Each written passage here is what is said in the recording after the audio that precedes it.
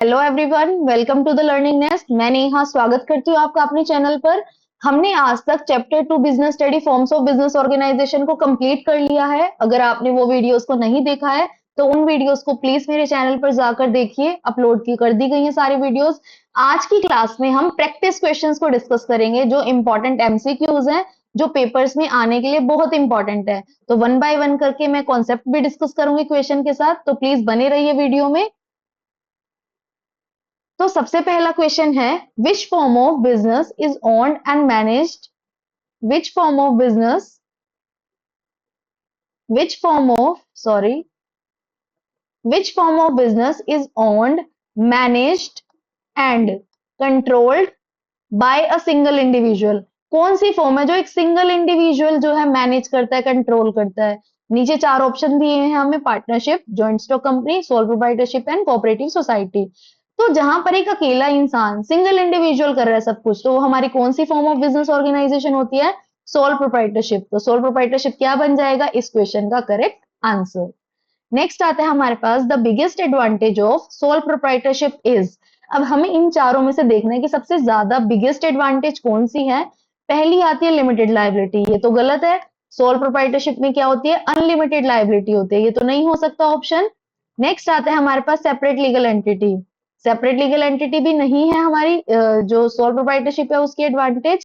Next आता है quick decision making, ये बिल्कुल सही आंसर है हमारे पास कि जो सोल प्रोप्राइटरशिप है उसमें ना जो पर्सन है जो बिजनेस को रन कर रहा है, उसको डिसीजंस लेने के लिए किसी से भी डिस्कशन करने की जरूरत नहीं है, क्योंकि उसके पैरेलल कोई है ही नहीं। वो अकेला है जो बिजनेस को संभाल रहा है, सब कुछ मैनेज कर रहा है, सारे डिसीजन मेकिंग कर रहा है। तो यहाँ पर ना डिसीजन मेकिंग क्या होती है? कंपैरेटिवली क्विक होती है, इसीलिए ये क्या है? क्विक डिसीजन मेकिंग इसका राइट आंसर। लास्ट ऑप्शन पढ़ लेते हैं, परपीचुअल सक्सेशन। क्या सोल प्रोप्राइटरशिप में परपीचुअल सक्सेशन होता है? बिल्कुल भी नहीं, क्योंकि अगर जो ओनर है उसकी डेथ हो गई तो बिजनेस क्या हो जाएगा? बंद हो जाएगा।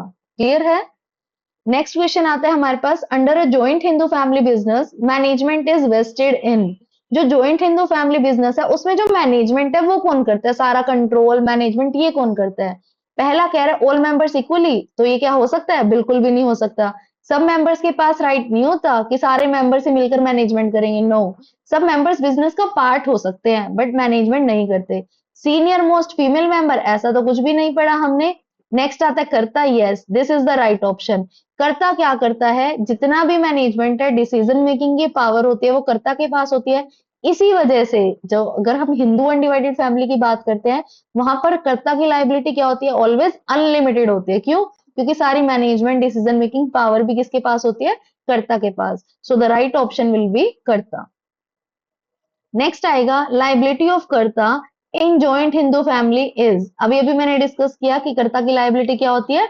अनलिमिटेड होती है। अगर यहाँ पर वो क्वेश्चन पूछता है liability of rest of the family members, जिनके लिए हम एक टर्म यूज करते हैं को पार्सनर्स, क्या वर्ड यूज करते हैं? को पार्सनर्स। कर्ता की लाइबिलिटी अनलिमिटेड होती है। अगर हम को पार्सनर्स की लाइबिलिटी की बात करें तो को पार्सनर्स की लाइबिलिटी क्या हो सकती है? लिमिटेड हो सकती है। उनकी लाइबिलिटी क्या होती है? लिमिटेड। जितना उनका फैमिली जो प्रॉपर्टी है, जो बिजनेस है, उसमें जितना उनका पार्टीशन है, जितना हिस्सा है उनका फैमिली बिजनेस में, उनकी लायबिलिटी सिर्फ वहीं तक के लिए क्या होती है? लिमिटेड होती है। नेक्स्ट आता है, which of the following is not an essential feature of partnership. अब हमें पार्टनरशिप की फीचर्स पता होनी चाहिए। वो पूछ रहा है कि कौन सी इनमें से पार्टनरशिप की फीचर नहीं है। सबसे पहला आता है अग्रीमेंट, कि अग्रीमेंट होता है, बिल्कुल होता है, पार्टनर्स के बीच में अग्रीमेंट तो साइन होता है ना। सेकंड आता है, ये ठीक है बिल्कुल। सेकंड आता है म्यूचुअल एजेंसी, है तो इंपॉर्टेंट फीचर है पार्टनरशिप की कि सब पार्टनर्स के बीच में कैसा रिलेशनशिप होता है? एजेंट्स और पार्टनर का। नेक्स्ट आता है separate legal entity. Separate legal entity जो है कंपनी की फीचर है और कोऑपरेटिव सोसाइटी की फीचर है, ये पार्टनरशिप की फीचर नहीं है। इसमें तो पार्टनर्स और जो फर्म है उसको एक ही माना जाता है, तभी तो पार्टनर्स क्या होते हैं? अनलिमिटेड लाइबिलिटी रखते हैं। इवन उनकी पर्सनल प्रॉपर्टी को भी क्या कर लिया जाता है? लॉसेस को कवर अप करने के लिए अटैच कर लिया जाता है। तो सेपरेट लीगल एंटिटी ऐसा पॉइंट है जो पार्टनरशिप की फीचर नहीं है। आपको याद होना चाहिए, सेपरेट लीगल एंटिटी कंपनी की फीचर है और कोऑपरेटिव सोसाइटी की फीचर है। नेक्स्ट आता है मैक्सिमम नंबर ऑफ पार्टनर, पूछ रहे किसमें? पार्टनरशिप फर्म में। तो आपको लिमिट पता होनी चाहिए, मिनिमम 2 होते हैं और मैक्सिमम कितने होते हैं? 50। कितने होते हैं? 50। अगर हम पहले की बात करें, पहले क्या था, minimum 2 maximum 10 in banking companies और 20 इन अदर्स। कई बार ना ये वाला क्वेश्चन भी पूछ लेते हैं, आया हुआ पीवाई क्यूज में, कि अगर मैं बात करूं बैंकिंग कंपनीज की तो वहां मिनिमम 2 मैक्सिमम 10 रहता था, और अदर कंपनीज की बात करूं, अदर फर्म्स की बात करूं, मिनिमम 2 और मैक्सिमम 20 रहता था। बट आज की डेट में क्या है, मिनिमम 2 है और मैक्सिमम 50 है। आपको तीनों चीजें ही पता होनी चाहिए। लेट सपोज कई बार ऐसा होता है कि पेपर में पीवाई क्यूज पुराने किसी पेपर से as it is copy paste कर कर आ जाते हैं। तो पुराने टाइम में ये था बिल्कुल कि मिनिमम 2 पार्टनर्स होते थे, मैक्सिमम 10 बैंकिंग में होते थे और 20 अदर्स में होते थे। अगर वो वहां से एग्जैक्ट कॉपी पेस्ट किया गया क्वेश्चंस को, तब भी आपको ये लिमिट क्लियर होनी चाहिए। अदरवाइज अगर मैं आज की बात करूं, जब कंपनीज एक्ट 2013 आया, उसके बाद से जब ये लिमिट रिवाइज हुई, तो मिनिमम 2 है और मैक्सिमम 50 है। नेक्स्ट आता है, which act governs the partnership firm. कौन सा एक्ट एप्लीकेबल होता है पार्टनरशिप फर्म के ऊपर, तो आपको पता होना चाहिए। जब मैंने थ्योरी पढ़ाई थी तो आपको बोला था, आपको सबके एक्ट याद होने चाहिए। जैसे अगर मैं यहाँ पर रिवाइज करवाऊं फटाफट से, सोल प्रोप्राइटरशिप कोई भी एक्ट नहीं था। पार्टनरशिप फर्म्स एक्ट, जो हमारा Indian partnership firms act 1932 applicable होता है। कोऑपरेटिव सोसाइटी एक्ट 1912 एप्लीकेबल होता है। Hindu undivided family, Hindu succession act 1956 applicable होता है। और अगर मैं कंपनीज की बात करूं, कंपनीज एक्ट 2013 एप्लीकेबल होता है। तो सबके चारों के चारों को एक्ट आपको याद होने चाहिए। यहाँ पर वो पार्टनरशिप का पूछ रहे तो कौन सा आ जाएगा, इंडियन पार्टनरशिप एक्ट 1932। नेक्स्ट आता है, registration of partnership firm is. क्या registration of partnership firm compulsory है, ऑप्शनल है, डिजायरेबल है, क्या है? पढ़ लेते हैं। पहला है कंपलसरी, तो कंपलसरी तो बिल्कुल भी नहीं है। कल ही मैंने अपने YouTube चैनल पर रजिस्ट्रेशन ऑफ पार्टनरशिप फर्म का 1 मिनट का शॉर्ट्स अपलोड किया है। आप वहां जाकर इस टॉपिक को अच्छे से रिवाइज कर सकते हैं। इस टॉपिक की कंप्लीट वीडियो भी अपलोडेड है हमारे चैनल पर, वहां पर भी आप डिटेल में पढ़ सकते हैं। तो रजिस्ट्रेशन क्या होता है, ऑप्शनल होता है बट डिजायरेबल। क्या मतलब है इसका, वैसे तो ऑप्शनल है बट लोगों ने ना रिकमेंड किया है हमें कि आपको ना रजिस्ट्रेशन करवाना चाहिए to be at safer side, ताकि आप फ्यूचर में अपने जो कॉन्ट्रेक्चुअल है, कॉन्ट्रैक्ट्स आप जिनमें कॉन्ट्रैक्ट्स एग्रीमेंट्स में आप एंटर कर रहे हो, लीगली आप उनको एनफोर्स कर सको, इसलिए डिजायरेबल है। तो हमारा ये ऑप्शन बिल्कुल ठीक है कि जो रजिस्ट्रेशन है वो ऑप्शनल है बट डिजायरेबल है। नेक्स्ट आता है, म्यूचुअल एजेंसी मीन्स। अब मैंने फीचर्स जब पढ़ाई थी तो बताया था, म्यूचुअल एजेंसी का क्या मतलब होता है, हर पार्टनर आपस में एक दूसरे का क्या होता है, प्रिंसिपल भी होता है और एजेंट भी होता है, और आपस में ना वो अपने काम से, अपने एक्ट के थ्रू एक दूसरे को क्या करते हैं, बाउंड कर सकते हैं। पहला पूछ रहा है, every partner is an employ, ये तो बिल्कुल गलत है। सेकंड आता है, every partner can bind the firm by its act, ये बिल्कुल ठीक है कि अपने काम के थ्रू वो क्या कर सकता है, फर्म को बाउंड कर सकता है और दूसरे पार्टनर्स को भी बाउंड कर सकता है। तीसरा कह रहा है कि पार्टनर्स की लिमिटेड लाइबिलिटी होती है, ऐसा तो कुछ भी नहीं है। पार्टनर्स की लाइबिलिटी क्या होती है पार्टनरशिप फर्म में, अनलिमिटेड। फोर्थ कह रहा है कि हर पार्टनर इक्वल कैपिटल को कंट्रीब्यूट करता है, ऐसा भी कुछ नहीं है। हर पार्टनर इक्वल कंट्रीब्यूट नहीं कर सकता, जितना जिसका मन है वो उतने रेशो में कंट्रीब्यूट करेगा। अकॉर्डिंगली हम उनके प्रॉफिट और लॉस शेयरिंग रेशो भी डिसाइड करते हैं। तो यहाँ पर म्यूचुअल एजेंसी का क्या मतलब था, बाइंड से मतलब था कि हर पार्टनर अपने एक्ट के थ्रू किसको बाउंड कर सकता है, फर्म को। नेक्स्ट आता है, which business organisation follow the principle of one man one vote. One man one vote किससे रिलेटेड है, कोऑपरेटिव सोसाइटी से। तो आपको याद होना चाहिए, जब मैंने कल ही की क्लास में कोऑपरेटिव सोसाइटी का टॉपिक कंप्लीट करवाया, वहां बताया था, one member has one vote only irrespective of their capital contribution. एक इंसान जिसने 10 लाख रुपए लगाए कोऑपरेटिव सोसाइटी में, एक इंसान जिसने 1,000 रुपया ही लगाया कोऑपरेटिव सोसाइटी में, irrespective of their capital contribution, दोनों के पास एक ही वोट का अधिकार है। तो ये सबसे हाईएस्ट फॉर्म ऑफ डेमोक्रेटिक भी मानी जाती है, क्योंकि यहाँ पर इक्वालिटी है। वन मैन वन वोट का प्रिंसिपल यहाँ पर फॉलो होता है। तो अगर आपसे क्वेश्चन पूछ लेता है कि सबसे highest form of democratic organisation कौन सी है, तो कोऑपरेटिव ही उसका आंसर बनेगा। नेक्स्ट आता है, प्राइमरी ऑब्जेक्टिव क्या है कोऑपरेटिव सोसाइटी का। ये मैंने बताया था आपको डिटेल वीडियो में। प्राइमरी मोटिव होता है इसका वेलफेयर, सेकेंडरी मोटिव होता है प्रॉफिट मैक्सिमाइजेशन। तो आप देखो वेलफेयर या सर्विस कहाँ गिवन है, ये रहा। प्राइमरी मोटिव इसका क्या है, सर्विस टू मेंबर्स। क्या है इसका primary motive, service to member. Profit maximisation है, नहीं। टैक्स सेविंग है, नहीं। मार्केट डोमिनेंस है, नहीं। क्या है इसका motive, service to members. Next आता है, minimum number of members required to form a cooperative society. याद होगा पढ़ा था हमने, कितने 10 अडल्ट पर्सन की रिक्वायरमेंट है इसको फॉर्म करने के लिए। तो आंसर क्या बन जाएगा, 10। आंसर क्या बन जाएगा, 10। नेक्स्ट है, a company is created by, company कैसे क्रिएट होती है? लॉ के थ्रू, एक्ट के थ्रू। क्या एग्रीमेंट के थ्रू कंपनी का क्रिएशन हो सकता है? नहीं हो सकता। पार्टनरशिप का तो हो सकता है बट कंपनी का नहीं हो सकता। कंपनी कैसे क्रिएट होते हैं? Registration under the government act, कि गवर्नमेंट एक्ट जो है हमारा, उसमें जब हम रजिस्ट्रेशन करते हैं उसके थ्रू क्या होता है? कंपनी का क्रिएशन। क्या गवर्नमेंट के नोटिफिकेशन के थ्रू होती है? नहीं। क्या कोर्ट के ऑर्डर के थ्रू होती है? नहीं, ऐसा कुछ भी नहीं है। कंपनी का क्रिएशन किसके थ्रू होता है? एक्ट के थ्रू होता है। कैसे होता है कंपनी का क्रिएशन? एक्ट के थ्रू, एक्ट के थ्रू। नेक्स्ट आता है हमारे पास, a company is an, company क्या है? पहला है आर्टिफिशियल पर्सन, दूसरा है नेचुरल पर्सन, तीसरा है पार्टनरशिप, चौथा है कोऑपरेटिव सोसाइटी। तो ये तो मीनिंग की पहली ही लाइन है, कंपनी क्या होती है? Artificial person. बाकी सब ऑप्शन क्या हो जाएंगे? रिजेक्ट हो जाएंगे। कंपनी क्या होती है? Artificial person. फर्स्ट ही ऑप्शन में हमारा आंसर था। नेक्स्ट आता है सेपरेट लीगल एंटिटी मीन्स, ये सेपरेट लीगल एंटिटी का मैंने इवन आपको अकाउंटिंग का कॉन्सेप्ट भी पढ़ाया हुआ है कि सेपरेट लीगल एंटिटी क्या होती है? ओनर और बिजनेस दोनों अलग अलग चीजें होती है। पहला पढ़ो, owner and company are same, ये तो गलत है, दोनों सेम नहीं है।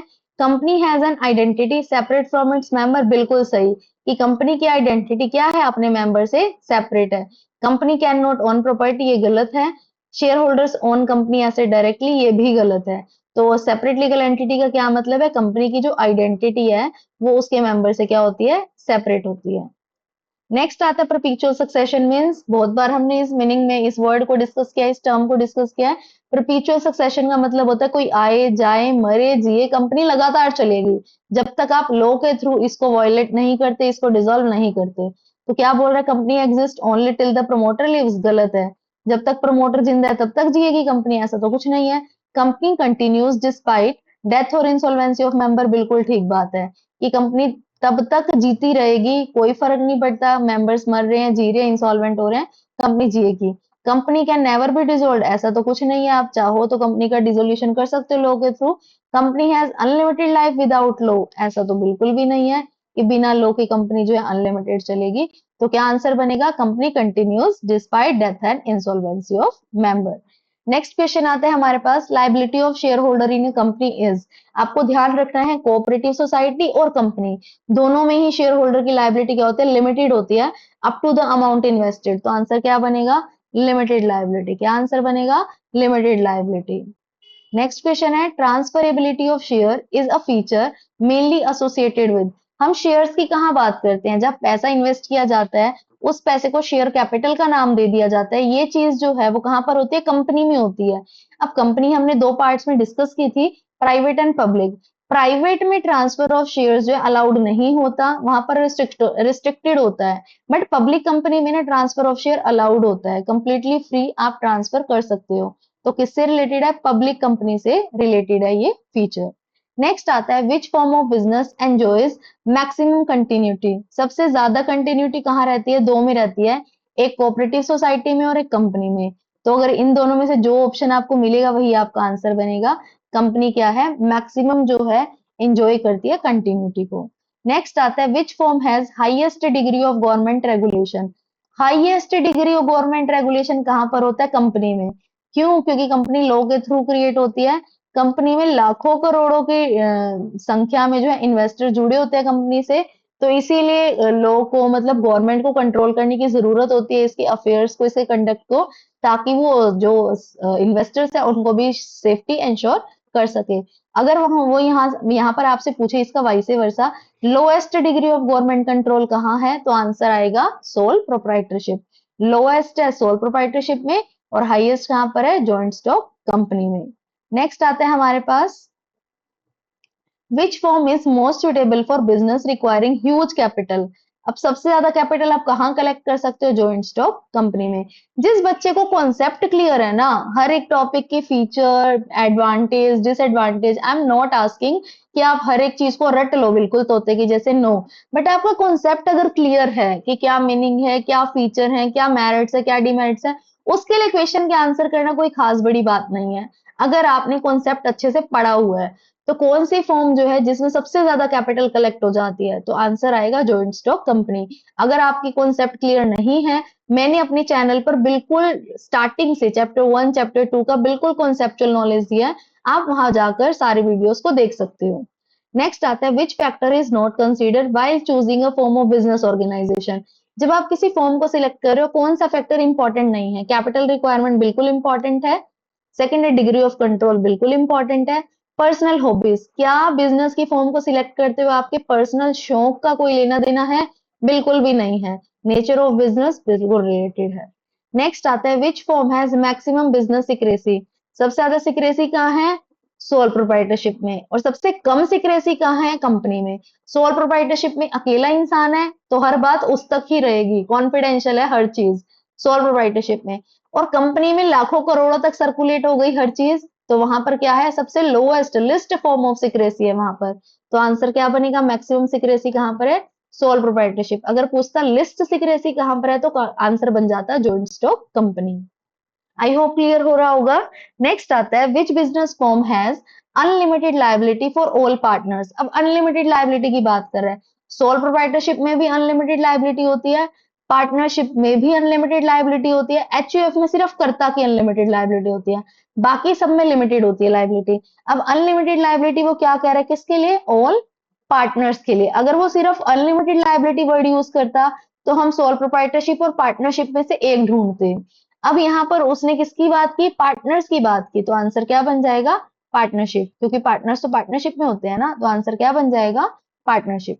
नेक्स्ट आता है हमारे पास which feature distinguishes a partnership from a company.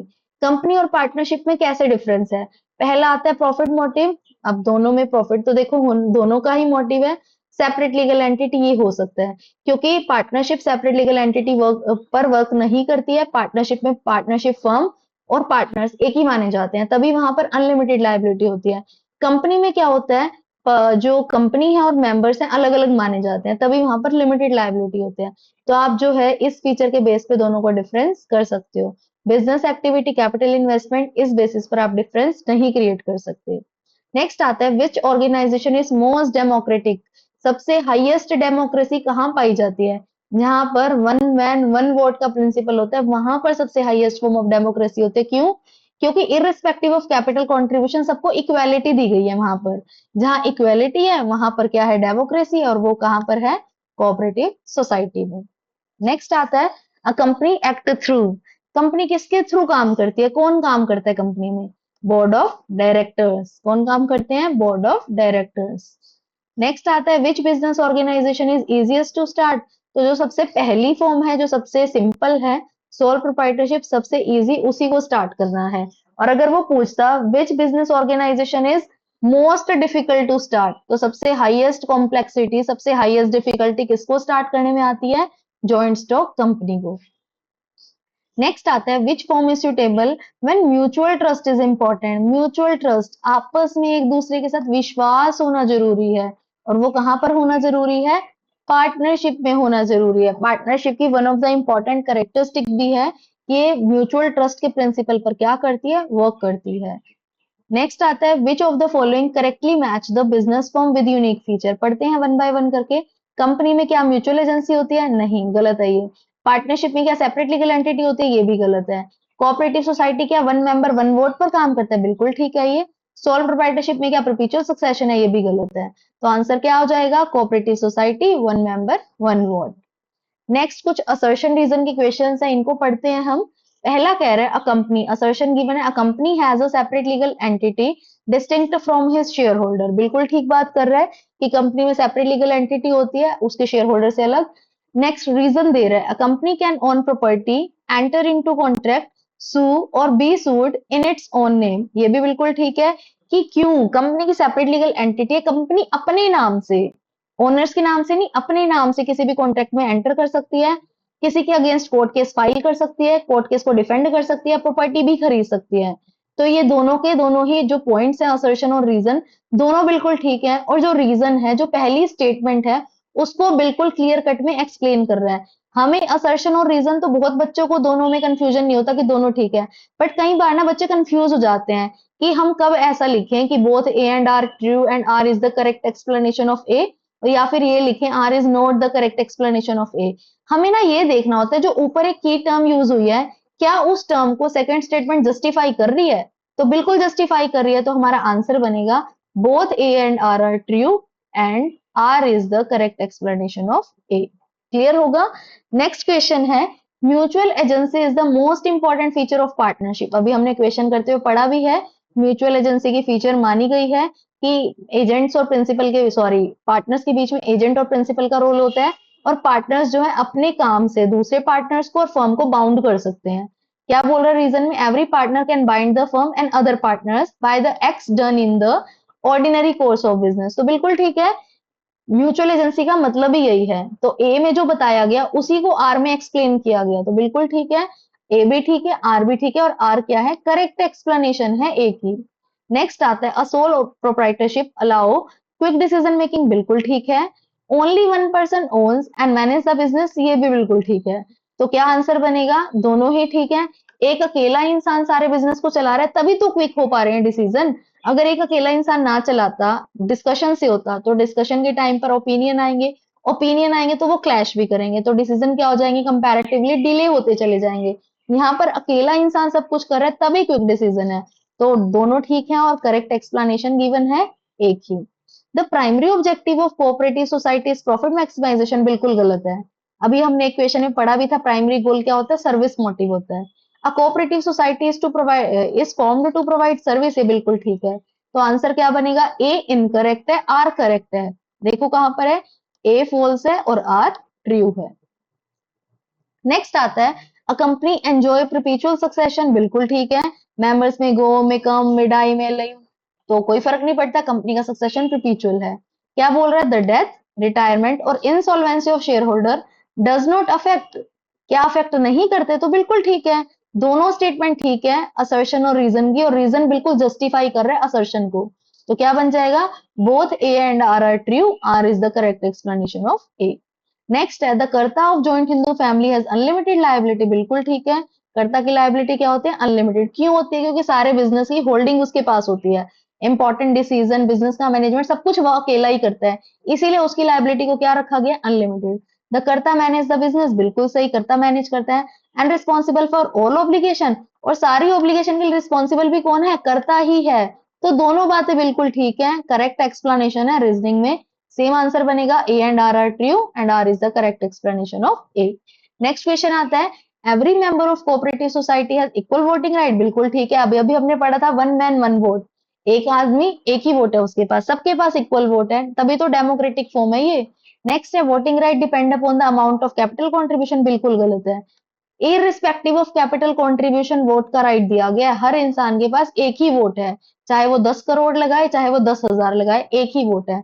तो ए तो ठीक है, बट आर क्या है, गलत है। तो सी हमारा क्या बन जाएगा, करेक्ट आंसर।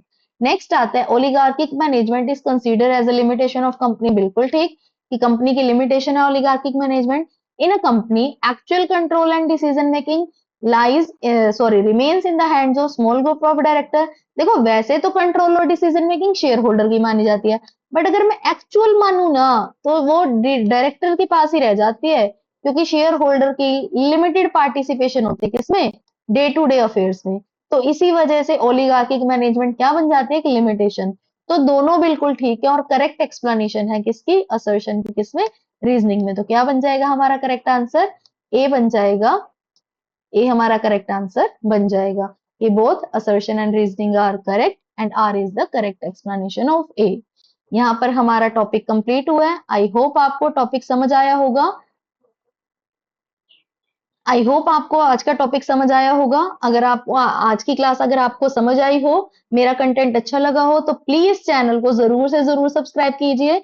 इस चैनल पर आपको डेली हर दिन कुछ ना कुछ इंपॉर्टेंट क्लास मिलेगी, प्लस चैप्टर एंड पर आपको एमसीक्यू प्रैक्टिस भी करवाई जाएगी, जो आपकी एग्जाम प्रिपरेशन को बहुत ज्यादा स्ट्रॉन्ग कर देगी। तो प्लीज जुड़िए हमसे, चैनल को सब्सक्राइब कीजिए, बेल आइकन प्रेस कीजिए, ताकि आपको